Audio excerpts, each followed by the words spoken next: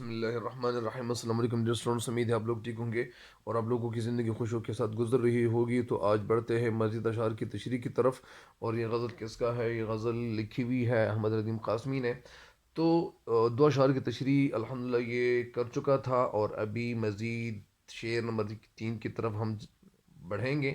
لیکن میرے چینل پہ ہر نئے آنے والے کو چاہیے کہ میرے چینل کو سبسکرائب بھی کرے، اور ساتھ ساتھ اپنے دوستوں کے ساتھ بھی اس چینل کے لنکس بھی اپنے دوستوں کے ساتھ شیئر کریں، تاکہ یہ چینل کیا ہو جائے، اس چینل سے آپ لوگ فائدے بھی اٹھائیں، استفادہ کریں، ٹھیک ہے؟ تو آغاز کرتے ہیں کہ ایک دو شعر سے۔ ایک شعر ہے: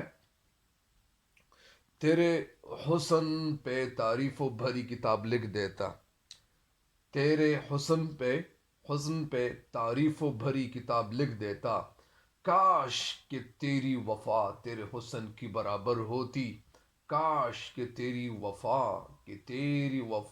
تیرے حسن کی برابر ہوتی۔ حسن والوں سے کہہ دو کہ نہ نکلے باہر، حسن والوں سے کہہ دو کہ نہ نکلے باہر، دیکھنے والوں کا ایمان چلا جاتا ہے، دیکھنے والوں کا ایمان چلا جاتا ہے۔ حسن والوں سے کہہ دو کہ نہ نکلے باہر، دیکھنے والوں کا ایمان چلا جاتا ہے۔ اور ایک شعر دو اور ہے: کاش یہ دل اپنے اختیار میں ہوتا، کاش یہ دل اپنے اختیار میں ہوتا، نہ کسی کی یاد آتی نہ کسی سے پیار ہوتا، کاش یہ دل اپنے اختیار میں ہوتا، نہ کسی کی یاد آتی نہ کسی سے پیار ہوتا۔ تم کو آتا ہے پیار پر غصہ، تم کو آتا ہے پیار پر غصہ، ہم کو غصے پہ پیار آتا ہے، ہم کو غصے پر پیار آتا ہے۔ بہرحال بڑھتے ہیں احمد ندیم قاسمی کی شاعری کی طرف، اور ان کا شعر نمبر 3 ہے: تیرے پہلو سے جو اٹھوں گا تو مشکل یہ ہے، صرف ایک شخص کو پاؤں گا جدھر جاؤں گا۔ یعنی جب تیرے پہلو سے جو اٹھوں گا تو مشکل یہ ہے، یعنی یہ میرے لیے مشکل ہے، یہ مشکل ہے کہ تیرے پہلو سے اٹھوں، یعنی تیرے پہلو سے، تیرے گود سے، تیرے قریب سے اگر میں اٹھوں اور کہیں چلا جاؤں تو یہ بات میرے لیے بڑی مشکل ہے۔ کیوں مشکل ہے؟ مشکل کیا ہے؟ مشکل تو ایسی مشکل نہیں ہے، مشکل صرف اس ایک شخص کو پاؤں گا جدھر جاؤں گا، اور میں صرف ایک شخص کی تلاش کروں گا جدھر بھی جاؤں گا۔ مطلب یعنی میں اگر کسی جگہ بھی جاؤں، کسی طرف بھی چلا جاؤں گا، میرے دماغ میں، میرے تصور میں، میری سوچوں میں صرف اے محبوب تو ہی ہوگا، کوئی اور نہیں ہوگا۔ جدھر جاؤں گا، جہاں بھی میں جاؤں گا، تو میرے سامنے، میرے تخیل میں صرف تیرا ہی تصور ہوگا۔ اس شعر کی تشریح کی طرف بڑھتے ہیں، اور میں نے آپ کو نثر تو بتا ہی دیا، ایک دفعہ پھر اگر آپ یہ نثر سن لیں کہ اس شعر میں کہتے ہیں کہ اے محبوب، تیرے پہلو سے اٹھنا یا کہیں چلے جانا یہ میرے لیے مشکل ہے، اور میں جہاں بھی جاؤں گا تو وہ صرف اس شخص کو تلاش کروں گا، میں اس شخص کی تلاش کروں گا جو میرا محبوب ہے، کسی اور کا محبوب نہیں ہے۔ اس شعر میں شعر کہنا کیا چاہتے ہیں؟ اس شعر میں شعر ہمیں بتانا کیا چاہتے ہیں؟ شعر کا مطلب کیا ہے؟ مقصد کیا ہے؟ مدعا کیا ہے؟ تو یہی مدعا کی طرف آتا ہوں۔ اس شعر میں بتانا ہمیں یہ چاہتے ہیں احمد ندیم قاسمی اس شعر میں ہمیں بتانا چاہتے ہیں، ہمیں سمجھانا چاہتے ہیں کہ میری خواہش یہ ہے کہ میری زندگی کے تمام ایام، تمام دن وہ تیرے ساتھ گزرے، تو پاس موجود ہو تو زندگی کا حقیقی سکون مل جائے گا، میری زندگی مزیدار ہوگی، میری زندگی لطف سے بھرپور ہوگی، میری زندگی میں اصل سکون آ جائے گا۔ تو مجھ سے جدا ہو جائے، اگر کہیں چلے جائے، تو تیرا تصور میرے دل و دماغ پر اس طرح چھا جاتا ہے کہ میں جدھر بھی جاتا ہوں تصور میں تجھ ہی کے ساتھ باتیں ہی کرتا رہتا ہوں۔ یعنی اس شعر کے حوالے سے وہ خواجہ میر درد تو کہتے ہیں، لیکن وہ شعر میں جو کہانی بیان کی جاتی ہے، جو کچھ بتایا جاتا ہے، تو وہ شعر اصل میں اس عشق حقیقی کے حوالے سے ہے کہ جس طرح خواجہ مردد کہتے ہیں، جگ میں آ کر ادھر ادھر دیکھا، جگ میں، جگ مطلب دنیا، جگ میں آ کر ادھر ادھر دیکھا، تو ہی آیا نظر جدھر دیکھا. لیکن وہاں تو تصور کس کا ہے؟ وہ ایک اللہ تعالی کا ہے. یہاں پہ جو تصور بیان کیا جاتا ہے تو یہ محبوب کے حوالے سے بتائے جاتے ہیں، مجازی محبوب کے حوالے سے بتاتا ہے. شاعر بتاتے ہیں تصور میں تجھ سے ہی میں باتیں کرتا ہوں، مطلب اگر میں تیرے پاس سے کہیں اور چلے جاؤں، جہاں بھی جاؤں، تو تصور میں تیرے ساتھ باتیں کرتا ہوں. مطلب یعنی میں، میرے ذہن میں، میری سوچ میں تو ہی آتا ہو یا تو ہی آتا ہے اور میں تجھ سے باتیں کرنا شروع کرتا ہوں. مجھے یوں محسوس ہوتا ہے جیسے تو میرے ساتھ ساتھ ہو، یعنی کہیں دور نہ ہو، نہیں ہو. اس لیے اس شعر میں شعر کہنا یہ چاہتے ہیں کہ یا تو میں تیرے پہلو میں خود کو محسوس کرتا ہوں کہ میں تیرے پہلو میں، تیرے گود میں، یا تیرے ساتھ قریب بیٹھا ہوا ہوں. تیرا میں ایک دوست تصور کرتا ہوں کہ میں تیرے ایک دوست ہوں، میں تیرے ساتھ بیٹھا ہوا ہوں. جس طرح کچھ لوگ ایک جگہ بیٹھے ہوئے ہوتے ہیں یا ایک شخص بیٹھا ہوا ہوتا ہے تو دوسرا شخص بھی کہتے ہیں کہ میں بھی خود تیرے قریب بیٹھ کر محسوس کرتا ہوں. اگر تیرے قریب سے میں کہیں چلا بھی جاؤں تو میں ہر طرف صرف تجھ ہی کو تلاش کروں گا. شعر کی جو زندگی ہے وہ اصل میں محبوب سے کیا ہے؟ انٹر کنیکٹڈ ہے، ان کے ساتھ منسلک ہے، ان کے ساتھ ایک اشتراک ہے. جس طرح ایک شاعر کہتے ہیں، شاعر کون شعر کہتے ہیں، ایک شعر کہتے ہیں، بھی میں نام بھول گیا ہوں، کہ تم میرے پاس ہوتے ہو گویا، مومن خان مومن، تم میرے پاس ہوتے ہو گویا جب کوئی دوسرا نہیں ہوتا. اس شعر کے حوالے سے تو ہم نے کچھ کتابیں پڑھی ہوئی ہے بہت ساری، یا کئی کتابوں میں پڑھ چکا ہوں، اپنے دوستوں سے بھی سن چکا ہوں. تو کتابوں میں جو میں پڑھ چکا ہوں تو اس میں یہ بات بھی کہی گئی ہے کہ غالب نے خواجہ یہ نے مومن خان مومن کو بتایا کہ میرا یہ سارا دیوان یہ مجھ سے لے لے اور صرف یہ ایک شعر مجھے دے دے. مطلب اس کا یہ ہے کہ شاعر اس شعر میں یہ کہنا چاہتے تھے کہ تم میرے پاس ہوتے ہو گویا جب کوئی دوسرا نہیں ہوتا. بہرحال اس میں کچھ اور باتیں بھی اس میں شامل ہے کہ اس شعر کے حوالے سے کچھ اور بھی باتیں کہی گئی ہیں کہ اس شعر کے حوالے سے یہ نہیں ہے بلکہ اس شعر کا مطلب کسی اور طرف ہے. بہرحال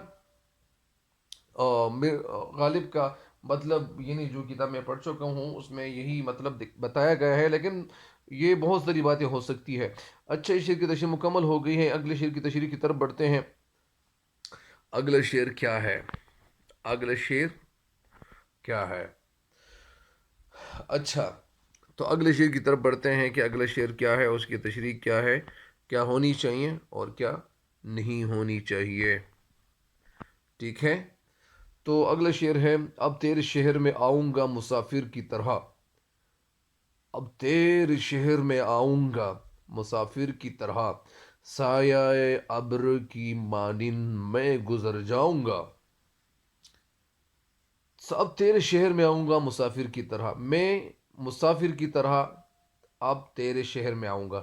یعنی آپ دیکھیں، مسافر کی طرح میں، اب میں تیرے مسافر کی طرح، میں مسافر کی طرح تیرے، میں اب تیرے شہر میں مسافر کی طرح آؤں گا. یعنی اس کی نثر ہوئی. ٹھیک ہے، یعنی میں تیرے شہر میں، یا میں مسافر کی طرح تیرے شہر میں آؤں گا، یہ اس کی نثر ہوئی. سایہ ابر کی مانند میں گزر جاؤں گا. سایہ مطلب جس طرح وہ جو سایہ ہوتا ہے بادل کا، ابر مطلب یعنی بادل کا. تو جب بادل کا سایہ چھا جاتا ہے تو وہ سایہ بہت جلد کیا ہوتا ہے، وہ بہت جلد تیزی کے ساتھ یعنی گزرتا ہے.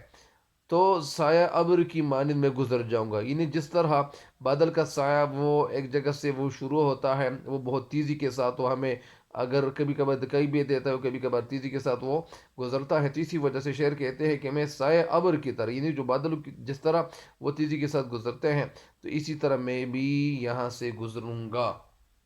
اس شعر کا مطلب تو آپ کو میں نے بتا بھی دیا، لیکن اس کا مطلب ایک دفعہ پھر آپ سنیں تاکہ آپ کے ذہن میں یہ بالکل بیٹھ جائے. یعنی شعر میں کہنا یہ چاہتے کہ اے میرے محبوب، اب میں تیرے شہر میں مسافر کی طرح آؤں گا اور بادل کے سائی کی طرح میں گزر کر چلے جاؤں گا. اصل میں شاعر اس شعر میں بتانا ہمیں کیا چاہتے ہیں، اصل جو مقصد ہے، جو مطلب ہے، وہ جو ہمیں بتانا چاہتے ہیں، وہ بتانا یہ چاہتے ہیں شاعر کہ شاعر اصل میں پہلے کہاں یہ پیدا ہوئے تھے، ان کی جگہ جو تھی کہاں تھی. بہرحال شعر کی جو رہائش تھی پہلے خوشاب میں تھی، اور پھر اس نے یا انہوں نے لاہور میں رہائش اختیار کر لی تھی. ظاہری بات ہے کہ جب رہائش اختیار کی جائے تو ظاہری بات ہے کہ وہاں جانا یا آنا جانا تو ضرور رہتا ہے، یا پتہ نہیں کتنے وقت گزرتا، یا اسی طرح وہاں سے گزرتے ہیں. اب بھی کبھی کبھار میں خوشاب آتا تھا یا میں خوشاب آنا چاہتا تھا، لیکن اب وہ میری جو مثال ہے، اب میرا جو آنا جانا ہے وہ کس طرح ہے. وہ ایسا تو نہیں ہے کہ میں وہاں پہ مطلب ڈیرے ڈالا ہوا ہوں، یا وہاں پہ میں مکمل یعنی رہائش پذیر ہوں، مستقل رہائش پذیر ہوں، بلکہ میں وہاں ایک دن یا 2 دن کے لیے وہاں مہمان کی طرح یعنی میں جاتا ہوں. کہاں جاتا ہوں؟ خوشاب جاتا ہوں. کہاں سے؟ لاہور سے. تو 1-2 دن قیام کر کے جب میں وہاں چلا جاؤں اپنے رشتہ داروں کے ہاں، یا شاید اپنے دوستوں کے ہاں میں جہاں وہاں چلا جاؤں، تو پھر وہاں سے میں ہو کر لاہور آ جاتا ہوں. اس شعر میں بابل سے کہتے ہیں کہ اب میں تیرے شہر سے دور زندگی کے ایام، زندگی کے دن گزار رہا ہوں. اب میں تیرے شہر میں اب جب آؤں گا تو میرا آنا ایک مسافر کی طرح ہوگا. جس طرح مسافر ایک جگہ سے دوسری جگہ جب چلا جاتا ہے تو صرف یا ایک رات گزارتے ہیں یا 2 راتیں گزارتے ہیں، زیادہ سے زیادہ وہ ایک رات ہی گزارتے ہیں. تو وہ بیچارے کبھی سڑک پہ سوتے ہیں، کبھی کسی جگہ سوتے ہیں، کبھی کسی طرح سوتے ہیں.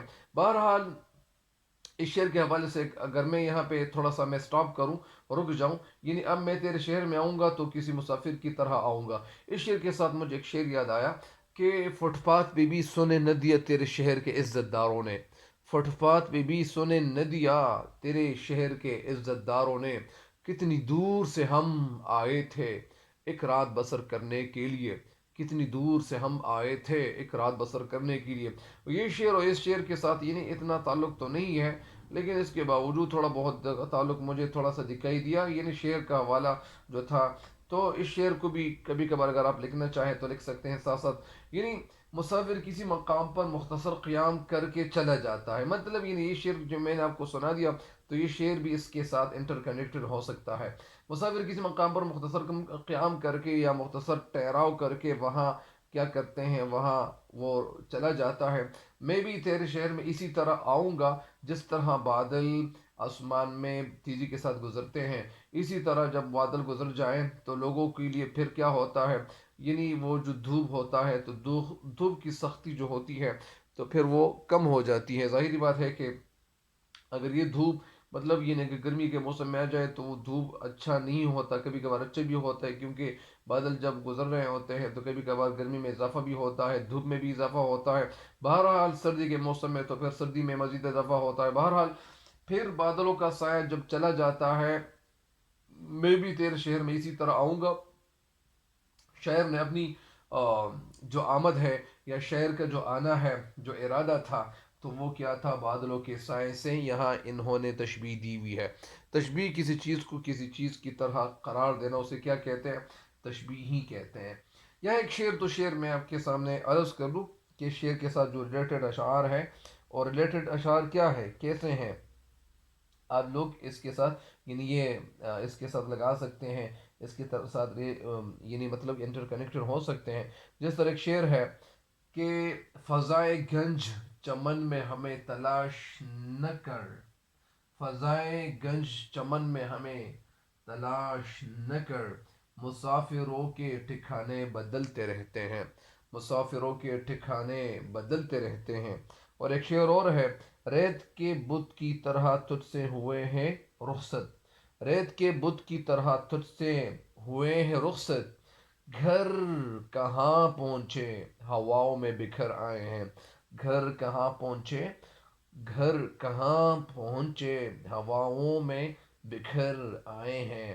تو ان 2 اشعار کی تشریح تو مکمل ہو گئی ہے، اور اتنی بھی کافی تھی کیونکہ اسی طرح اشعار کی تشریح تھوڑی بہت کرنی چاہیے اگر زیادہ ڈیٹیل میں. یا اسی طرح شعر کے ساتھ ایک شعر اور بھی آپ لوگ اگر یہ لکھنا چاہیں تو ایک شعر اور ہے کہ دل و نگاہ میں تصوری یار رہتی ہے. دل و نگاہ میں تصوری یار رہتی ہے. میرے چمن میں ہمیشہ بہار رہتی ہے. میرے چمن میں ہمیشہ بہار رہتی ہے، دل و نگاہ میں تصویر یار رہتی ہے، میرے چمن میں ہمیشہ بہار رہتی ہے۔ تو ان اشعار کی تشریح مکمل ہو گئی ہے۔ مجھے امید ہے کہ اب ان اشعار کی تشریح اس سال انشاءاللہ تشریح سے فائدہ ضرور اٹھائیں گے۔ اللہ تعالیٰ آپ لوگوں کو ترقی ضرور دے گا، کیونکہ وہ لوگ جو یہ ویڈیوز دیکھتے ہیں ان کو یہ بھی چاہیے کہ ویڈیوز کو آخر تک بھی دیکھیے گا، اور ساتھ ساتھ اب کمنٹ سیکشن میں بھی کچھ نہ کچھ کمنٹ ضرور دیجیے گا، تاکہ میری حوصلہ افزائی ہو۔ تو بہرحال آپ لوگوں کی جو اسٹڈی ہے، آپ لوگوں کا جو مطالعہ ہے، اس میں اضافہ کرتے چلے جائیں، تاکہ یہ دن ہے اور یہ جو راتیں ہیں یہ طویل رہتے ہیں، تو طویل راتوں میں جب ایک انسان جتنا زیادہ بھی مطالعہ کرے تو وہ کم ہی ہے۔ بہرحال مطالعہ بھی کرنے چاہیے، ساتھ ساتھ قرآن پاک کی تلاوت اور ساتھ ساتھ نماز بھی باقاعدگی سے پڑھنی چاہیے، ٹھیک ہے؟ تو آپ لوگوں کا مطالعہ بھرپور ہونا چاہیے، جس طرح ایک شعر ہے کہ فیصلہ جو بھی ہو منظور ہونا چاہیے، فیصلہ جو بھی ہو منظور ہونا چاہیے، جنگ ہو یا عشق ہو بھرپور ہونا چاہیے۔ بہرحال تو مجھے دیجیے گا اب اجازت، تب تک کے لیے میں آپ سب کو اللہ سنے کے حوالے کرتا ہوں۔ اللہ نگہبان۔